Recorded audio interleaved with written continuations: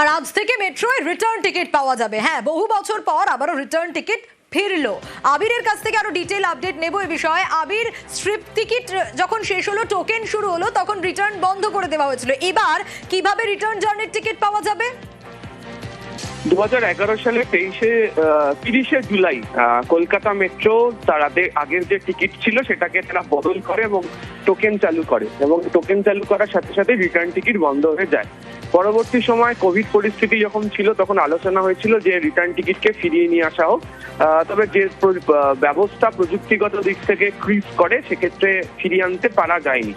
বর্তমান অবস্থাতে দাঁড়িয়ে দেখতে পাওয়া গেছে যে স্মার্ট কার্ড প্রচলিত হলেও সপ্তাহতে যে কাজের দিনগুলো রয়েছে সেখানে আনুমানিক 30% যাত্রী তারা রোজকার যে তারা ট্রাভেল করছেন তারা রিটার্ন টিকিটের দিকে ঝুঁকছেন এবং তারা একই স্টেশন থেকে যাতায়াতটা করেন। ফলে রিটার্ন টিকিট চালু করায় যারা কাউন্টারমুখী যারা যাত্রীরা রয়েছেন তাদের লাইন যেমন দেওয়ার সংখ্যাটা কমবে, তেমনি অনেকটা সহজ হয়ে যাবে যাতায়াত করা এবং সময় ব্যয়ও বন্ধ হবে।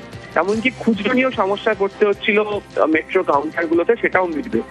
যে কিউআর কোড ভিত্তিক যে কাগজের টিকিট সেখানেই রিটার্ন টিকিট চালু করে দেওয়া হয়েছে পরীক্ষামূলকভাবে, এবং মেট্রো কর্তৃপক্ষের বক্তব্য হচ্ছে তারা আগামী কয়েকদিন গোটা পরিস্থিতি সম্পর্কে দেখতে চান, যেটা মানুষ কিভাবে নিচ্ছে, যাত্রীরা কিভাবে নিচ্ছে, তারপর পাকাপাকিভাবে তারা জানিয়ে দেবেন যে সম্পূর্ণভাবে যে রিটার্ন টিকিটটাকে নিয়ে আসতে পারা যাবে।